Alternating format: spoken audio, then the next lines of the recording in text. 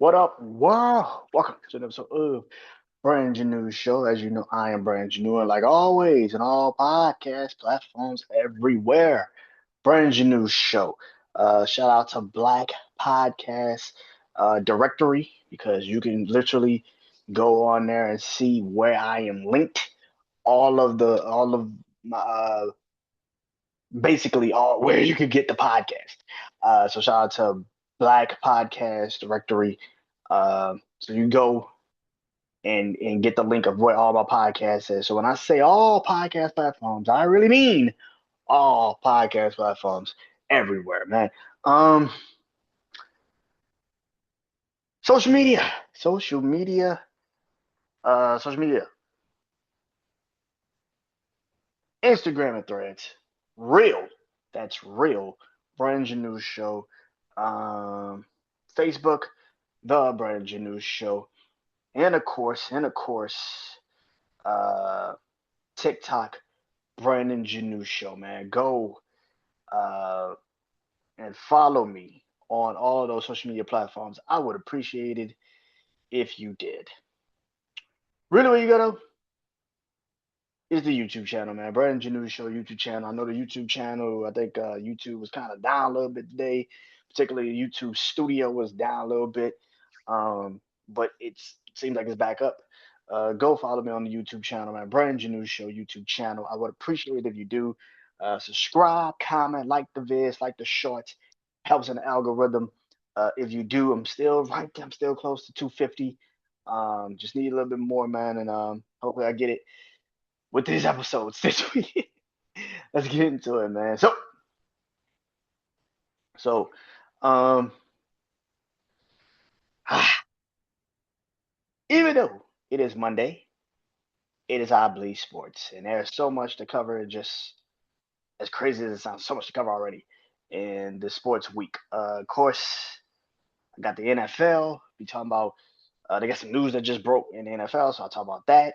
Will the Super Bowl be held in 2029? I'll be talking about that. Um, I'll be talking about the Cleveland Browns today. What should they do? I've been doing this for a while. What should they do? Well, it's Cleveland.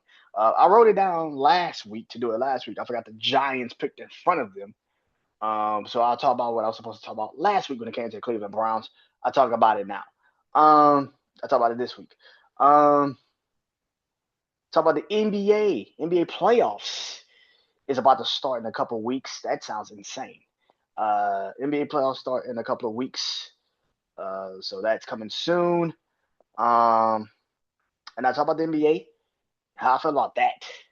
Of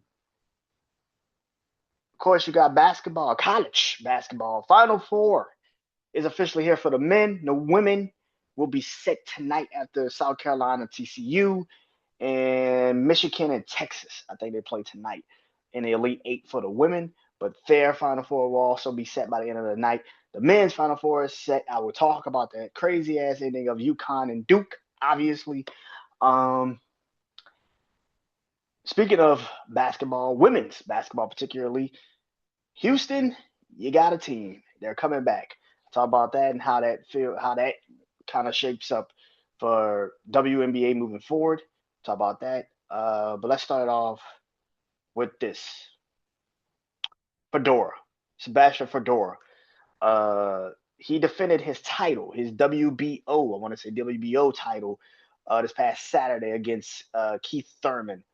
Um, in a complete and utter one-sided victory. That was an ass whooping. It was an ass whooping. Um, Watching that fight, a man that is 6'6", 140, 135, I think. What is he, like 140?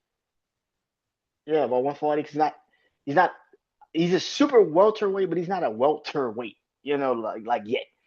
But to be 6'6",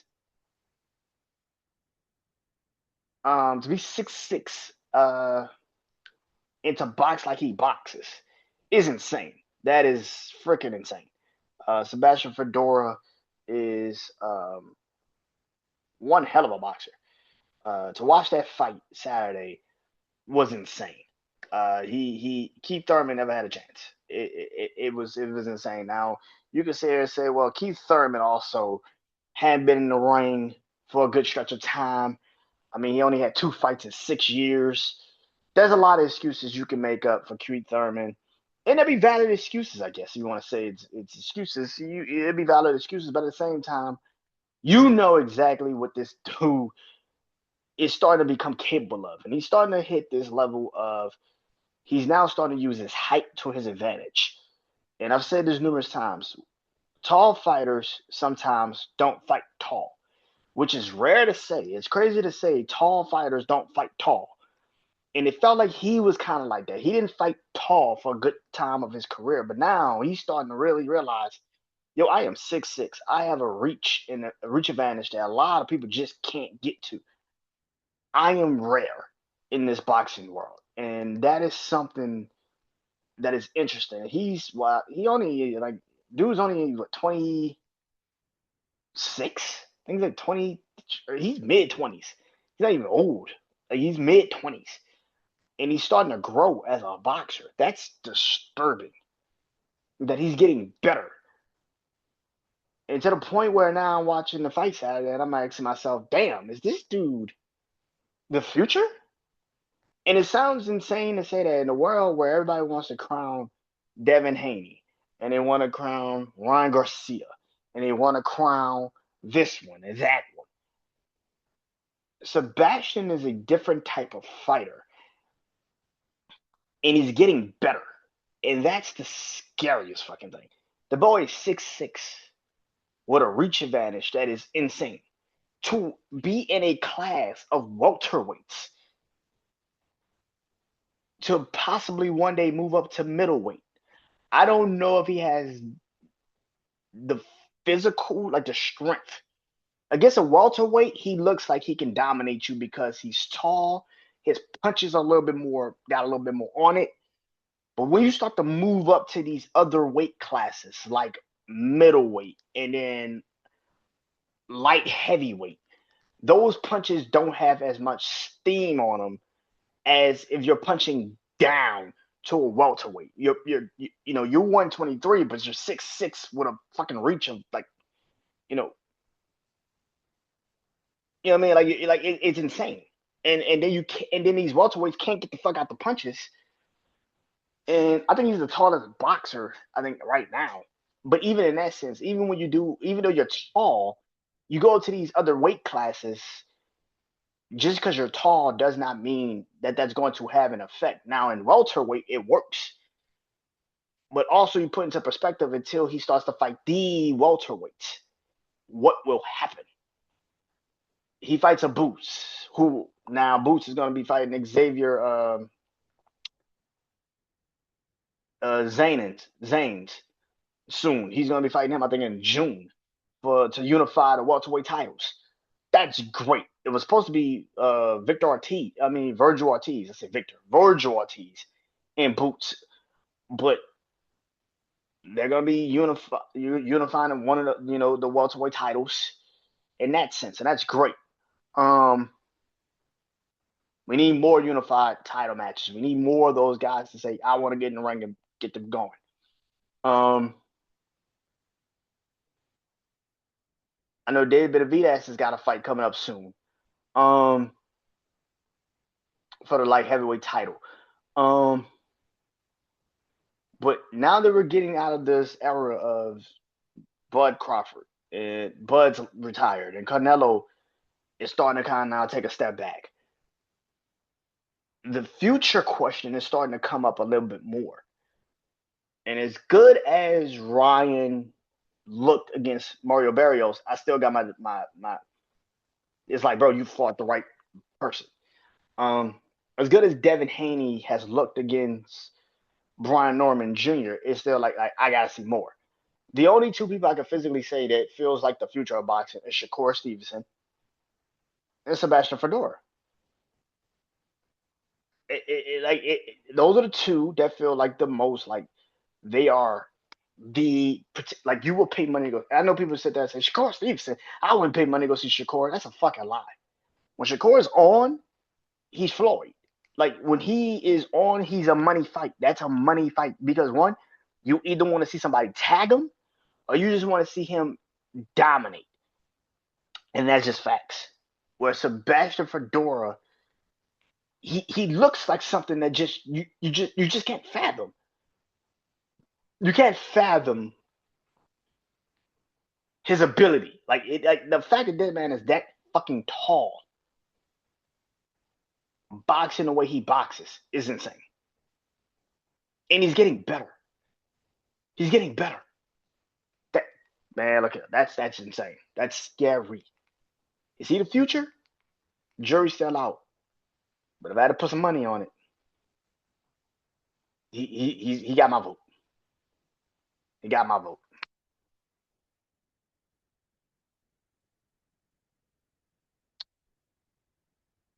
Basketball. Basketball. So, like I said earlier, the WNBA is officially coming back to Houston. Rumors are that the Connecticut Sun will be moving the team to Houston, which means the Houston Comets, who was one of the most dominant WNBA teams for a good stretch of time from the 90s to the early 2000s, will be officially moving back to Houston. Sucks for Connecticut, but Connecticut has been dealing with a lot of uh, problems with the WNBA. So it doesn't surprise me that the Connecticut Sun is moving. I think there was also something going on with the stadium, the arena they played in. A lot of things was going on with that. There was a lot of shit going on with Connecticut in the WNBA to the point where the Connecticut Sun uh, was looking for new representation. They were looking for a new place to go, and they end up in Houston.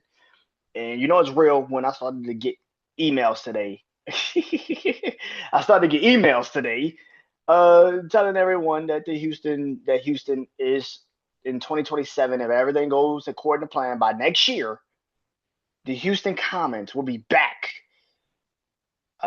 in the WNBA and in Houston. And they were already telling us, "Hey man, you might want to get ready because these tickets." What do I feel? It sucks again. I hate when teams are moved out of cities. I hate it. Connecticut does not have a pro team. Like you're not gonna find a professional team in Connecticut. That just isn't a real thing. Their pro team is the UConn Huskies, basically. Like the UConn basketball team, the men and women are basically their professional team in Connecticut. Not to act like the Connecticut Sun aren't a really great WNBA team because they really are. They have won some championships in the last couple of years, but they've also been on a decline a lot in the last couple of years. As good as they've been, they made it to the playoffs. They've even made it to a couple of Eastern Conference Finals in the last couple of years for the women. It just feels like they just haven't got that extra boost. And now that the team, I think they're even picking like in the top 3 or 4 in the draft. When I saw the draft lottery this past week, a couple of days ago, depending on who falls to them at that particular spot, it's going to be a great pick because they kind of need it. So, and with one of the best women basketball players right now in the business in the league, and Alyssa Thompson, you have one of the best women's basketball players in Alyssa Thompson, who is a walking two-way threat. I mean, she can play defense, and she's one of the best offensive players in the league. Um, so to move that to Houston is going to be insane. Now, I don't know if they're going to move Alyssa Thompson before then,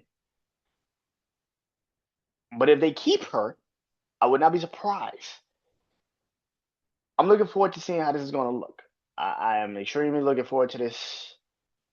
Um, it's going to be pretty intriguing to see how this plays out. Uh, but yes, if the WNBA approve, Houston is back in the WNBA market, and that is pretty goddamn impressive. And next year, I might have to pull up on some games if this goes through. I might have to pull up on some games, man. I might have to pull up on some games. I might. There's some teams that I'm very interested in watching. The Dallas Wings with Paige Beckers, possibly uh Frud. That's gonna be interesting. Dallas Wings. Of course, the Chicago Sky with Aja Reese. The fever ticket is gonna be a little bit too damn pricey because Caitlin Clark. But hell, I'll pull up on that if I got the money. I'll pull up on that if I got the money.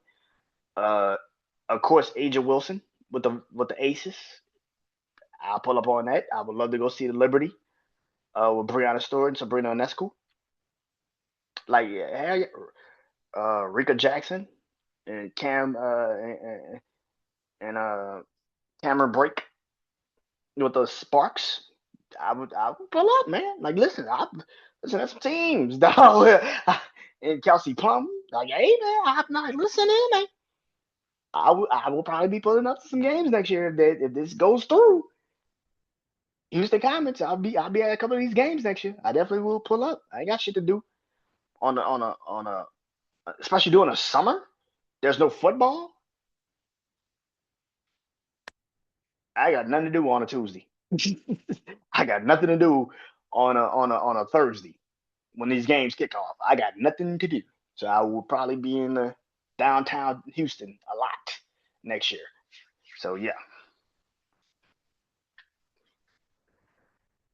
Speaking of basketball, the Final Four is officially here. The men are officially set. The women will be set by the end of the night. So by the time this episode comes out, the women's Final Four will be officially set. Um, but the men's Final Four is officially set. One of the games will be Illinois making their first Final Four since they went to the Final Four in like 2005. Yeah, who remembers that fucking team? That was a team with Darren Williams. Like, yeah, people forget Darren Williams was on that Final Four team. Darren Williams was on that Final Four team. So it's been a minute. It's been a minute. Darren Williams was on that last Illinois. D Brown. Yeah, it's been a minute since the Illinois team has been to a Final Four. It's insane it's been a minute. But Illinois will be one of the participants in the Final Four. They beat Houston here in Houston Friday night, and then last night. No, it wasn't last night. Yeah, last night. Yeah, last night. No, they beat Houston Thursday night, and then they beat Iowa.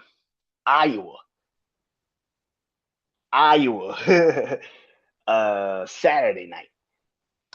Illinois is one of the participants. They won the Southern region as a 4 seed, which sounds insane, but they won, which sounds insane. They won. They won. Yeah, it sounds fucking insane. No, they won the Southern. No, yeah, they won the Southern region as a 3 seed. I'm sorry, they won the Southern region as a 3 seed because Houston was the 2 and they were the 3. So they won the Southern region as a 3 seed. Absolutely beating the shit out the Houston Cougars in Houston. This past Thursday, they beat the hell out of those guys. Holy hell. I had Houston getting out the Southern region. I thought they would beat Florida if they played Florida. But they didn't get there. Houston lost to Illinois. The Sweet 16, and Illinois beat Iowa, and Illinois beat Iowa and the Elite Eight. So Illinois is the Southern representative, and they will be taking on, want to say, UConn. Yep, UConn, 2 seed in the Eastern region. UConn beat Duke last night in the what the fuck happened to Duke game. I'll talk about that in a minute. But to get to the Final Four, they beat Duke in the Elite Eight, obviously, and then they beat Michigan State, which was also a pretty good game, um, in the Sweet 16. So they beat Tom Izzo and Duke. Tom Izzo and the Michigan State Spartans, and then Duke last night. Like I said, I'll talk about that game in a minute. But UConn is the 2 seed out of the Eastern region. Um, to be honest, I wished it was UConn versus St. John's last night. I wanted to see how that would look, but hey, shit happens. Then you had the last 2 1 seeds standing, and that is Arizona out the West, which I've said I think Arizona could get to the national championship. I've been saying Arizona can get to the national championship. I've been saying this shit. They are the 1 seed out the West. They will be playing against Michigan, who is the 1 seed out the Midwest. Arizona, Western Conference, Western Region, number 1 overall seed,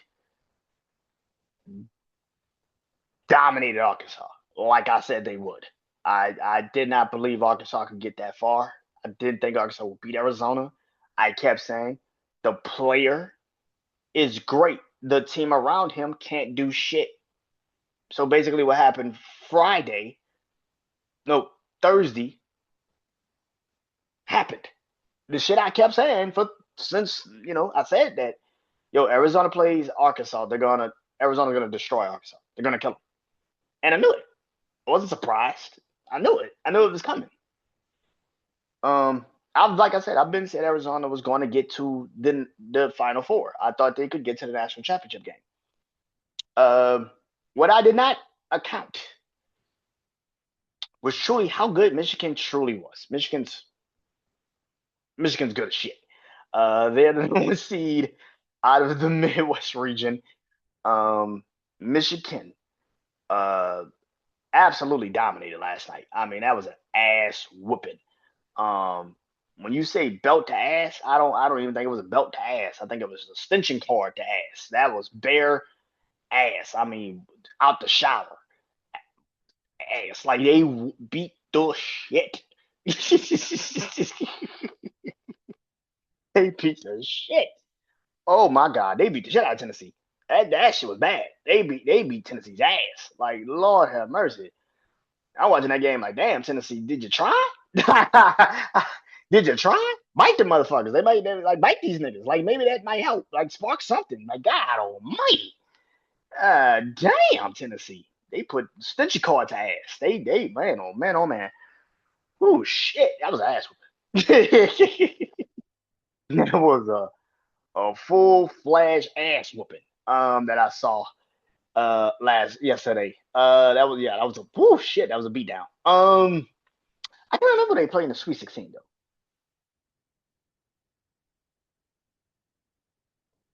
I can't remember who Michigan played in the Sweet 16. That's crazy. I'm sorry. I can't remember who Michigan played in the Sweet 16. They played somebody in the Sweet 16. I can't even fucking remember who they played in the Sweet 16 now. When this comes out, Michigan fans, you would please check me, and tell me who they played in the Sweet 16. Because I can't remember. But yeah, they put belt ass last night. They put a stitchy card to bare ass last night to Tennessee. That was insane. That is the Final Four. We have Illinois versus UConn, Michigan versus Arizona. That is the Final Four. Who wins? I don't know. I will say this. UConn last night against Duke.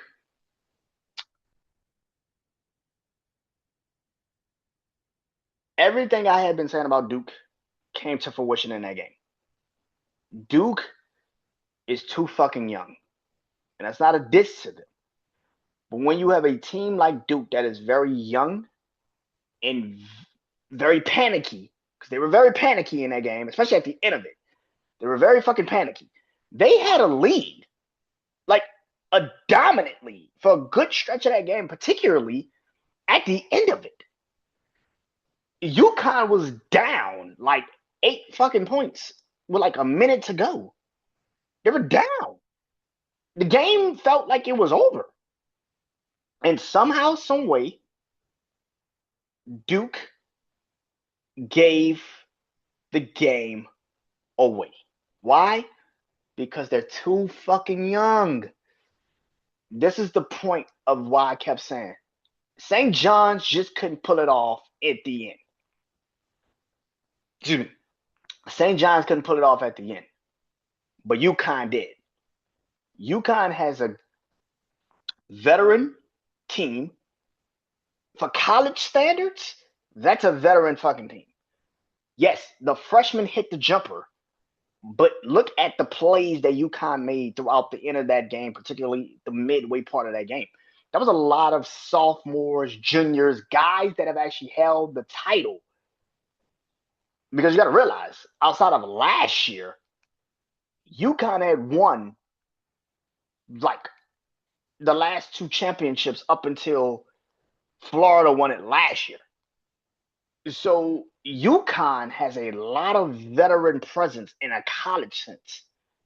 They got guys that have been in these situations. They got guys that have been in these tournament games that have handled the situation and the pressure better than Duke did. And that is exactly what I kept saying about Duke. At some point, they're going to be young. The experience of a team is going to catch Duke. And that's exactly what the fuck happened last night. It just happened. There was no need for you to panic and throw the fucking ball like Boozer did. There was no need for that. If you had a veteran guard, not a freshman, he would have known that. I don't need to try to dribble this shit. I just need to get the ball inbounds. And if they foul me, which they at that time, they basically was going to have to foul you. If they foul you, you go to the line, you knock down one of the 2 or both of the 2. Now you're up 3 or 4. They have to now hit a 3, which is forcing them now into a position of, damn, we have to make this. We have to shoot this. Now you know their positioning in the situation. They have to make the shot. They have to. So you're forcing them into doing something that they probably don't want to do. Even though, yeah, they made the shot, they made a 3, they shot the 3 last night, hit the 3. They didn't have to make that shot. They could have waited. They could have gotten the paint, tried to draw a foul, try to do something. But instead, the shot was there. The dude launched it. It went in. Happens. Shit happens. But what they did was fuck themselves. And Duke, like I kept saying, this is why I kind of picked St. John's. This is why I didn't think they could get past the UConn. I said if they had to play against a Houston or a Illinois or someone like that, they will probably get their ass whipped. Because at some point, the experience of that team was going to beat the freshman team. Duke is a very young team. They rely a little bit too heavy on freshmen, and we've seen this throughout college basketball. There have been some great freshman teams. Kentucky a couple years ago, a decade ago, when they were undefeated for like the entire season, and then they got into the tournament and they got to I think the Final Four, and they played Wisconsin. And Wisconsin wasn't as talented as Kentucky. Wisconsin wasn't talented like Kentucky. But what did Wisconsin have? They had a veteran team, somewhat of a college team. Sam Decker, who was a sharpshooter, but had been there for a couple of years. Fred Kaminsky, the tank, Fred Kaminsky. He outplayed Karl Anthony Towns. Why? Because he was bigger, he was stronger, and he already had developed his physical form already in college. And so when they played that Wisconsin team, even though that Wisconsin team, I think they even won a national championship. I think that Wisconsin team actually won the title that year. But when they played that team, the youth of Kentucky came into focus. They weren't as physically strong or even mentally strong as Wisconsin. Even though they were more talented, the veteranship of Wisconsin that year was just better than Kentucky. They can outplay them because they know this game is ebbs and flows. I don't have to be better than you in the first half. Hell, I don't even have to be better than you through most of the second half. But I know when we get down to crunch time, and as long as I'm close enough, you're going to panic before I do. You're going to panic in these situations before I do because you have every fucking body telling you you need to win this game. You have the pressure. They were undefeated. They were young. Everybody was telling them that they're going to easily walk through everybody. And then they ran against that Wisconsin team and they got their ass beat. Same thing with Duke a couple years ago with Zion Williamson and R.J. Barrett and Cam Reddish. Duke had a lot of freshmen. Very young team. A lot of people was telling everybody, oh man, this Duke team, they're going to run through everybody. You know what happened? They played against a Tom Izzo Michigan State team who had a little bit more veteranship and got fucking hit and they couldn't get up.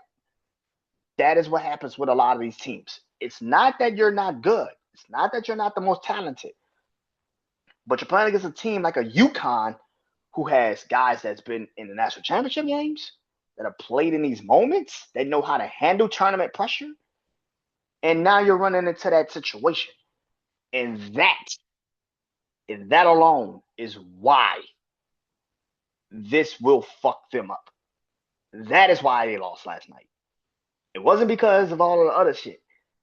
It's because they just, as talented as they were going to run up into a team that just can out fucking physically and mentally stress them. And on top of that, their coach also isn't used to these types of games. Yes, he's gotten in the tournament a couple of years and he's been in these types of moments. But again, you're going up against a guy like a Dan Hurley who's been in national championship games and has handled these shits a little bit differently. That's the difference. UConn handled it the way of a veteran team should. It's not over until it's fucking over.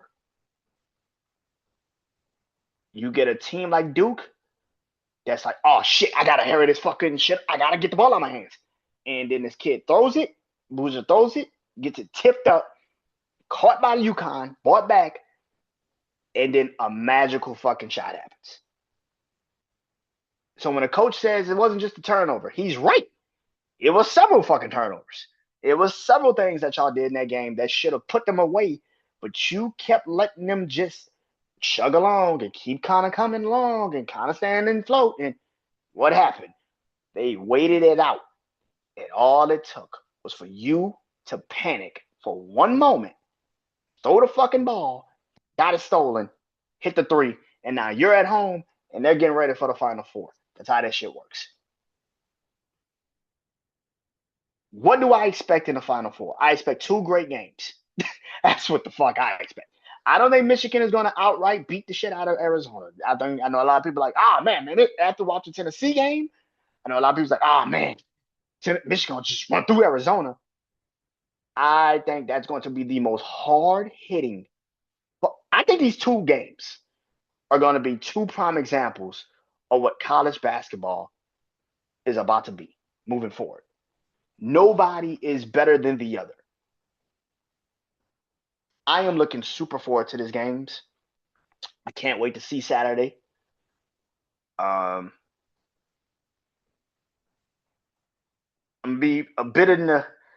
I hate to say it, I'm gonna be in a bit of a pickle, I guess, if I had to say it like that. Because I'm going to be doing Stand and Deliver, Wrestling Life rating review show of Stand and Deliver NXT. So I don't know. I'm gonna. Well, I got this. This is why I have HBO Max, so I can have my phone on, my phone to watch the game, and then my TV on NXT, or maybe have my TV have the NXT on, and then maybe watch the game on my TV. I don't know, but I'm gonna figure it out by Saturday. But yeah, man, I'm looking forward to these this weekend. Speaking also the women, shout out to Hannah um in the Notre Dame Fighting Irish. Came up short against UConn. Is that really surprising? I'm not really that surprised. Notre Dame played their ass off. They fought diligently this whole goddamn season to get to the Elite Eight and to put up that much of a fight against that UConn team. Congratulations. Hannah put on an incredible season. Next year, she has another year under that with those girls. They're going to do amazing. I don't know if you're going to win the ACC, but we shall see. Um, Hannah Dargu, yeah. Where also, my LSU Tigers, my LSU women's basketball team, they fell in the Sweet 16. They didn't even get to the Elite Eight. Fell in the Sweet 16 to Duke. Um, Proud of those girls. I know Flo Johnson's might end up in the top three of the draft. It'd be crazy if she falls to like Chicago. I don't think she will, but it we I've seen crazier shit. I've seen crazier shit. Um, South Carolina plays TCU tonight, which is gonna be pretty interesting to see. Like I said, Texas plays Michigan. Um, so yeah, for the women's Final Four, all I can say is South Carolina versus UConn is a game that I know is going to be hard the fuck hitting. Don Staley does not want to lose Jean Arena, uh, Coach Ariana, and I know Coach don't want to lose to her. UConn don't want to lose to South Carolina. South Carolina don't want to lose to UConn. I will say this: that game's Friday night. I think it's gonna be Friday night. That game Friday night is going to be fucking insane.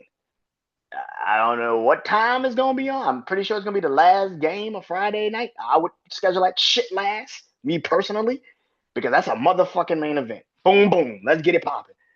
That game should be last. I don't give a shit what you think in your head. That should be the last game we see Friday. UCLA women's basketball team will also be uh, in the Final Four. They punched their ticket last night by beating Duke.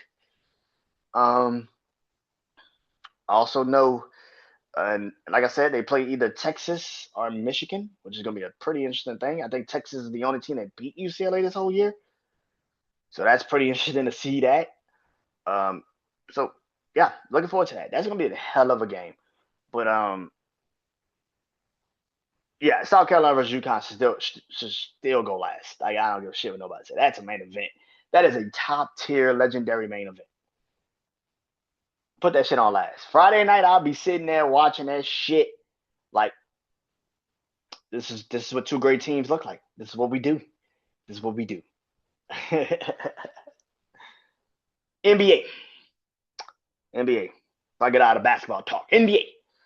Like I said, NBA playoffs is about to start in a couple of weeks. I think April 18th.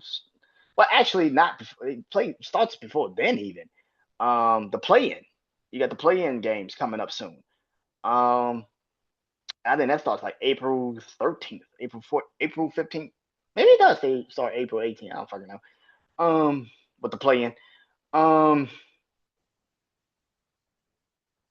I was kind of looking at this, right? You look at the conferences. Look at the West. Um, Thunder, Spurs, Lakers are three. Nuggets are four. Timberwolves are five. Houston is six. That is the teams that are right now locked into the top six seeds in the Western Conference. They don't have to worry about the play-in. Look at the Eastern Conference. Detroit, I think, is still one. Boston is two. The Knicks are three. I said four is Cleveland. Five, I think, is I think Toronto. Yeah, I think Toronto's 5. Toronto might be 5, and I think 6 is Atlanta. Which, by the way, I told everybody this year, Atlanta was going to be a good fucking team. I said this shit for a long stretch of time. I said this at the when I was doing the NBA preview show. I said the Hawks are the team to fucking worry about if you are an Eastern Conference team. Why? Because I saw this shit coming. Even after trading Trae Young, this team has caught fire. They figured something out. But if you look at these conferences, the one thing about college basketball is that anything can happen. In the NBA, it doesn't feel like that. It feels like, no, we know who might end up in the NBA Finals. We know who could get there. The shocker to me of the NBA Finals would be like the Lakers. Like if the Lakers make it to the NBA Finals, despite the seeding, the Lakers make it to the NBA Finals, something had to dramatically fucking happen. Like the Thunder had to lose. Say Shea Gilgeous-Alexander had to get fucked up. Something had to happen. Shea Gilgeous got hurt. Victor Wembanyama got hurt. Something had to happen for the fucking Lakers. For the Lakers to get to the NBA Finals in the Western Conference. Like something dramatic had to fucking happen. Is basically what I'm saying. With finesse defense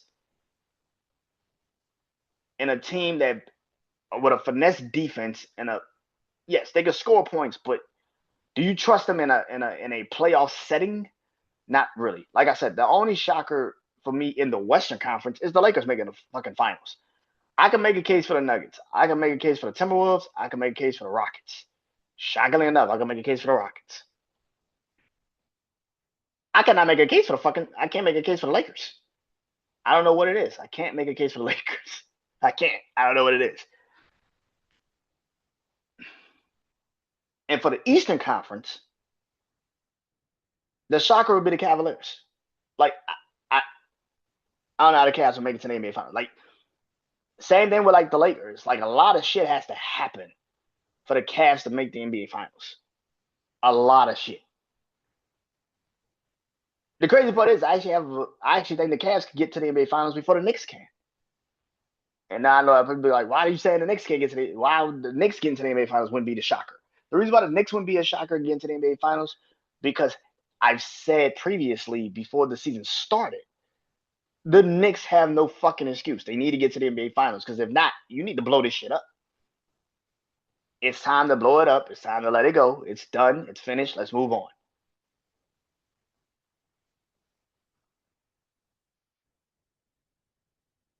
But the question that is now starting to permeate throughout the whole situation is, yo, is the NBA too top heavy? Like if I told people the Western Conference, these are going to be the 6 teams in the West. They're going to be locked into the playoffs. Don't have to worry about the play-in. The only team you might have a pushback on is the Lakers. And I'm not talking about fandom. I'm talking about actual pushback on. It's the Lakers. I know somebody say, nah, it's the Spurs. No, it's the Lakers. A healthy Victor Wembanyama. A healthy Victor Wembanyama with a second-year Stephon Castle, who won Rookie of the Year last year, and you're bringing in a Dylan Harper who is a two-way player. The one team I would not have a problem with is the San Antonio Spurs making the NBA Finals, making the playoffs. The Thunder, the Timberwolves, I can make a case for the Timberwolves because as long as you got Anthony Edwards and he's healthy, you good. I can make a case for the Rockets. You got Kevin Durant. They actually was a 3 seed last year in the playoffs, and you added to that by getting Kevin Durant. No matter how I feel about Kevin Durant at this point in his career, he's still Kevin fucking Durant. The one knock on the Rockets last year was they have no score. When the game's late, they don't have nobody to put the ball in the hands of and say, hey, man, get us to the promised land. Well, they finally fucking do. The Nuggets, you got the Joker, you're going to be all right. And the Thunder was the NBA champions last year. I can make a case for a lot of these teams. The Lakers were the only one I kind of was like a little skeptical on. Because as much as people don't want to hear this, LeBron, Luka, and fucking Lord of mercy, Austin Reeves do not fit. They don't work. Offensively, yeah, they work perfectly. Defensively, they don't fucking work. DeAndre Ayton has shown you time and time again. He ain't the greatest defensive player in the world. And his offense is a little sketchy too.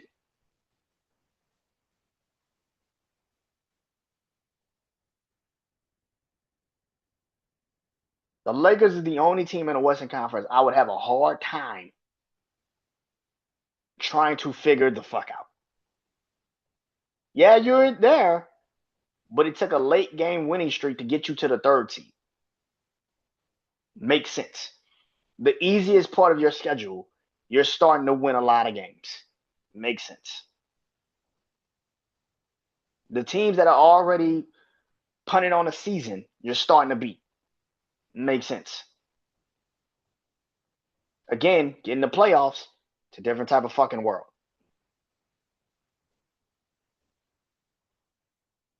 And in the Eastern Conference, if you told me that the first four teams, the Celtics, the Pistons, the Knicks, and the Cavs, would be the first four teams in the East,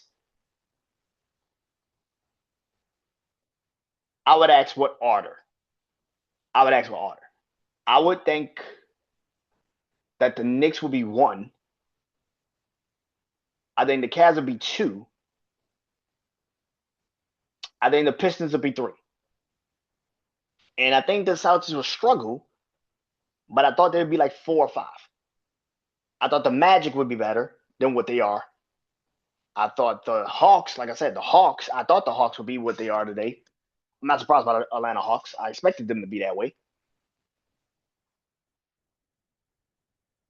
So I'm not surprised by that.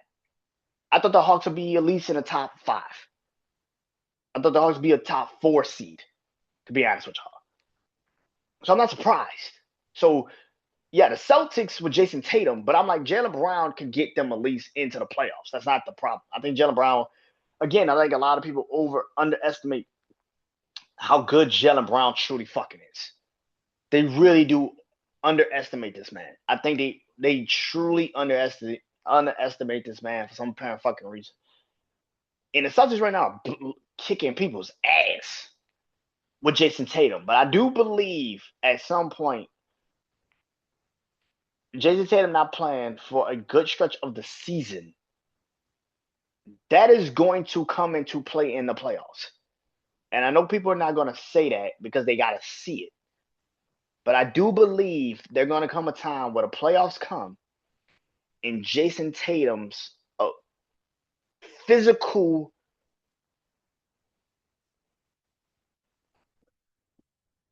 you don't miss a whole season, come back at the end of the season, and your body is 100% healed. And you can handle the rigorous playoffs of the NBA because now the calls you are getting in the regular season, they come really far in between in the playoffs. Now you're getting a little bit hit. Now the moves and the shit you were doing in the regular season, that shit ain't working in the postseason. So I think right now it's working great. You look good. But when we get into those moments where the playoffs are a little bit different and you're now getting hit on those screens and they're not letting you just go through and they hitting your ass now. Now it's a little different. Regular season, yeah, you can get away with that shit. Postseason, you ain't getting away with that shit. Now these teams are going to actually hit you. Now these teams are going to see if you are physically able to handle the pressure. Can your leg stand up? Can your Achilles that you popped, can it stand up? We gonna see.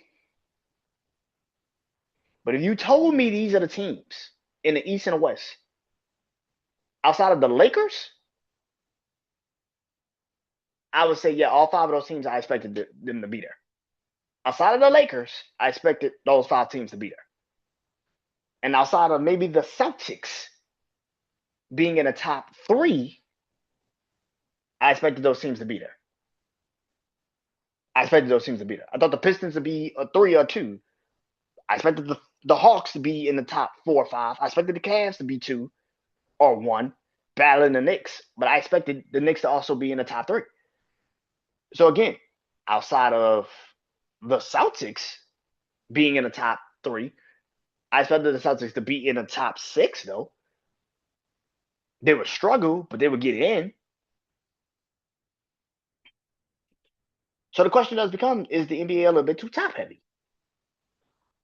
And if you are a fan of brands, no, they're not top heavy. This is exactly what you wanted. But my thing about the NBA is the best finals aren't when, and despite what people want to believe, the best finals are not always when it's 2 brand names. I think people get that twisted. That's for casuals. Real basketball fans, I would tell you the best finals I've seen in a long time was last year. The Pacers and the Thunder. Because there was 2 teams that nobody expected to get there, 2 small fan bases, so-called in the NBA, 2 small fan bases, 2 small markets, so they say in the NBA. But that was the best finals you've had in a very long fucking time. Why? Because they actually fucking cared. The other best finals you had in a very long time was the Suns and the Bucks. Why was that a really good finals? Because of the fucking fan bases in the cities. Phoenix ain't been there since the 90s. The Bucks haven't been there since the 70s. Yeah. Looking forward to seeing that.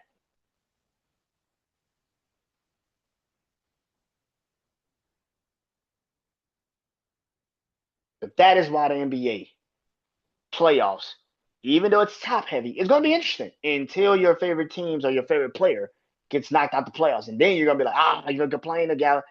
That's how we do it every year. You're going to start complaining about, man, this shit going to suck. No, it's not going to suck. It's not going to suck. It's not going to suck. You just don't want to admit to yourself, you're just a fan of a person. You're not a fan of the league. And that's okay. But stop telling people you're a fan of the NBA. No, you're a fan of a person.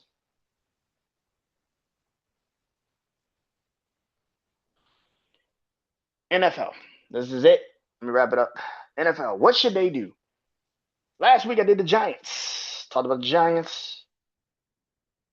Well, this week I will be talking about the Cleveland Browns. They picked 6th in the NFL draft this year. The Browns. The Browns, the Browns, the Browns. Oh, shit, they got some questions. They got some questions and not a lot of fucking answers, clearly. They have a lot of questions, not a lot of fucking answers, clearly.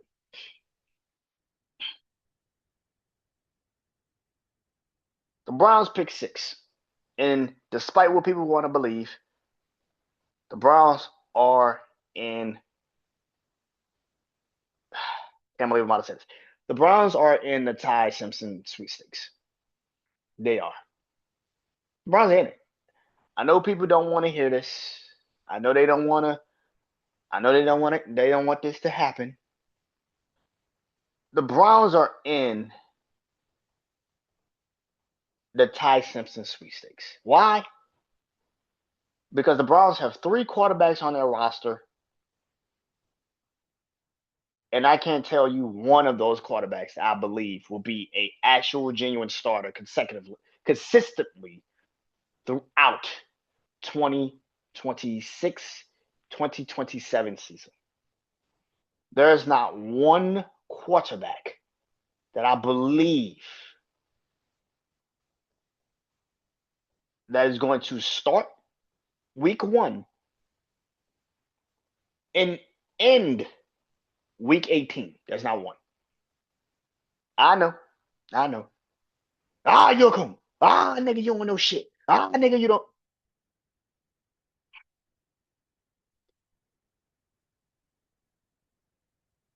stop being a stan and be fucking for real for once in your life. In what fucking world do you generally believe that the Cleveland Browns are going to have a significant good team this fucking season? Fuck the quarterback. Look at the team outside of the actual defense of the Browns, because that defense is great.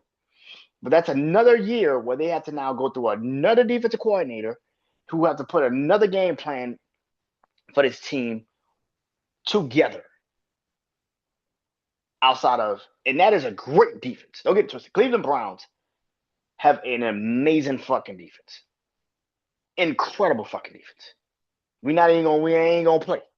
That's an incredible fucking defense they have. But now they have another fucking defensive coordinator they have to learn from.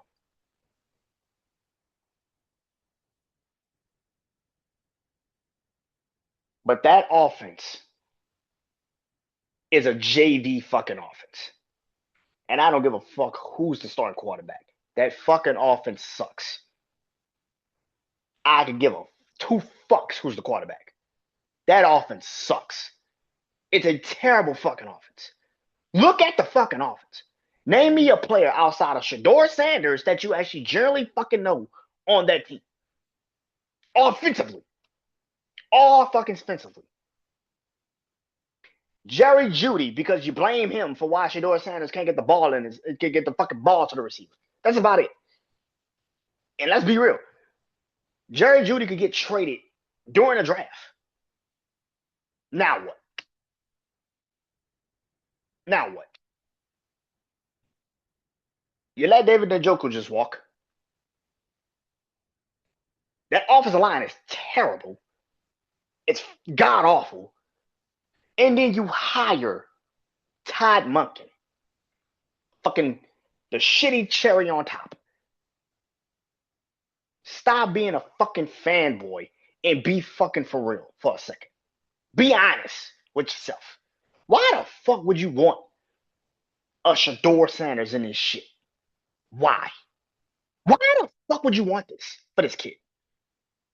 That has been my whole problem with this shit. The narrative you push is so fucking stupid. Why the fuck would you want him in this? You had a chance to be in Baltimore to learn under Lamar Jackson. Maybe be in this draft cycle where quarterbacks are at a very low bar, but a high premium for some teams that desperately fucking need one, like the Jets, like the Steelers, like the Colts. You could have just sat for a year. You could have been a giant. I don't know if they would have traded for you, but there are so many teams you could have went to. And yet y'all keep trying to make excuses because you like him. And I don't even think y'all fucking like Shedeur. I don't. I don't think y'all like Shedeur at all. I don't think y'all like him at all. I don't think y'all. I generally, because the way y'all talk about why you like him is the same shit you say when you don't like how certain quarterbacks are being portrayed. Oh, but why we can't get away with it? What? What? The fuck are you talking about? Huh? Y'all don't like Shedeur? You don't. You think you do, but you don't. I wouldn't want this for this kid. I wouldn't want him to play at all this season. I would actually ask them, if I was being honest, I would ask straight up. I would ask the Cleveland Browns, hey man, listen, I know that I know. Man, be honest, fuck this bullshit, man. I'm gonna be honest with y'all, bro. If I was Shedeur Sanders, I would walk into the Cleveland Browns office, And I would say, can you please trade me to the Jets? Can you trade me to the Jets? Listen, I'm not asking y'all to get a crazy deal for me. Just trade me to the Jets. Give me a chance to go somewhere else. Because the Jets have an offensive line. They got a running game. They got Garrett Wilson. They got a tight end of Mason Taylor. And they also have a pretty nice defense. Not a great defense, but a nice defense. And they're building something there. If I was Shedeur Sanders, just give me a chance. Give me a chance.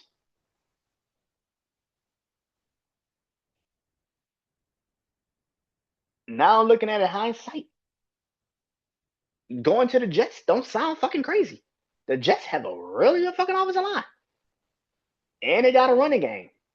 And they got a receiver in Garrett Wilson that needs that quarterback. And this is why I keep saying, y'all keep trying to make excuses for this shit. Y'all are not fans of the actual team. You're fans of him. And if you're a fan of him, why the fuck would you not want something better for this kid? This is why I say you're not a fan of him. Why would you not want something better for this fucking kid? The Jets would be better for this kid. He actually has an offensive line.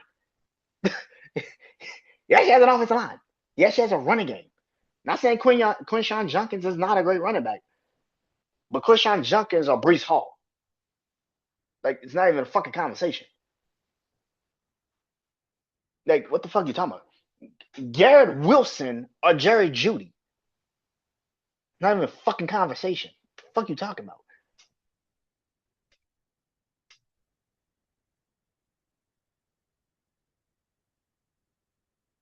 The Browns are screwed. The Browns are fucking screwed. And Shedeur is one. You still got Billy Gabriel. And you got Deshaun Watson, who you chose not to play last year. So you chose to still pay him, but not to play him. That's fucking stupid.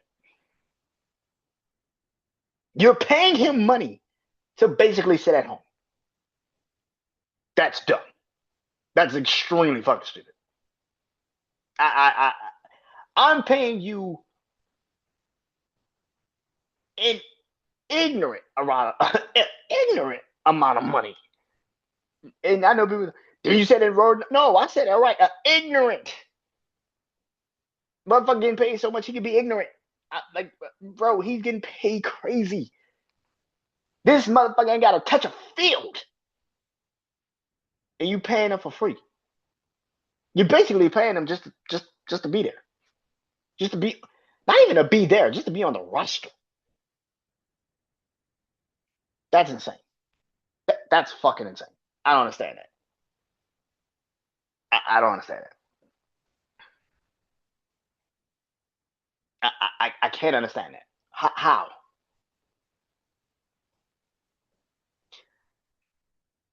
Todd Monken has been hired as the Cleveland Browns head coach. Former Baltimore Ravens offensive coordinator. This is another reason why I do not like this situation. You mean the motherfucker that for like 9 games, forgot he had Derek fucking Henry in the backfield, and the only time he decided to run him was when he was forced to? Because Lamar Jackson was hurt? You mean that fucking Todd Monken?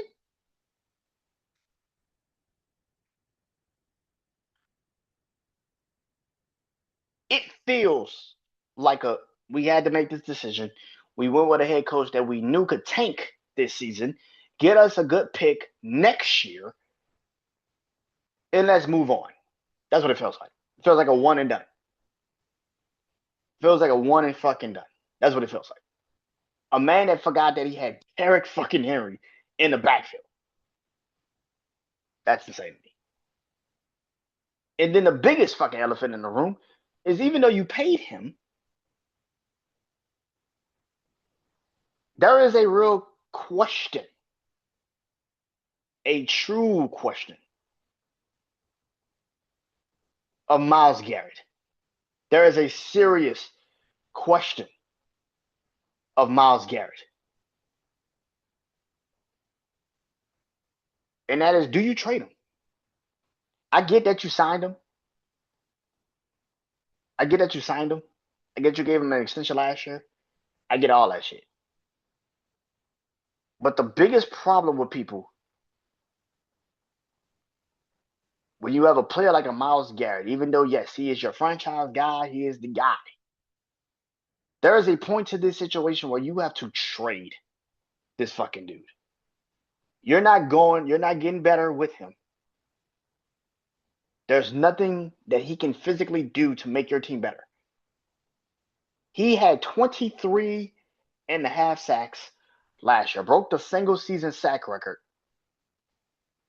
And yet, what the fuck happened to that team? They still went as far as the offense can go.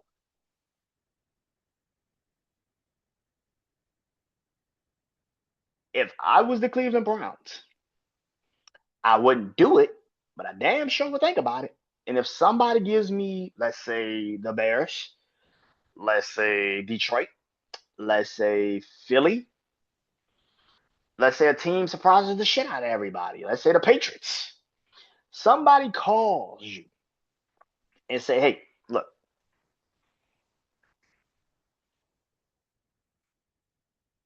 what will it take to get Myles Garrett? What would it take? I get it. You paid him, but that contract is crazy. But we would take him off your hands because you're not getting better. You, there's nothing he can do for your team that's going to make you better.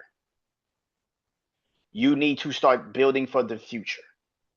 I mean, you've been building for the future for a long time, but you need to start building for the future.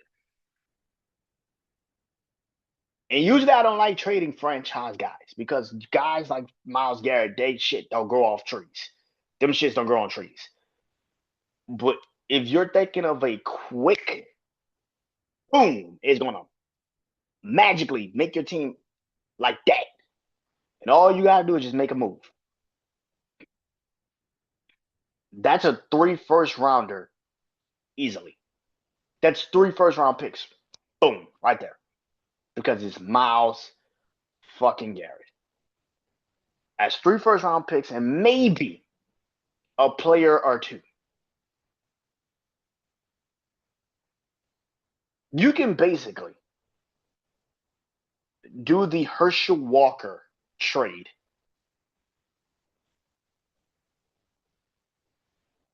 for a defensive player. You can basically do the Herschel Walker trade for Myles Garrett. He's that electrifying, and he's put him on the right team. That fucking team is going to possibly a Super Bowl, and it's not even close. The question becomes, do you make that decision? And if I was the Cleveland Browns, I wouldn't do it. But if the call comes, you think I'm turning it down? Fuck no. What you got? Because we ain't getting better with them on the team. So might as well start looking towards what the fuck we can do with them off the team. Why not? And that is it. Talk to you guys next week. I am BrandonJaneau. Peace.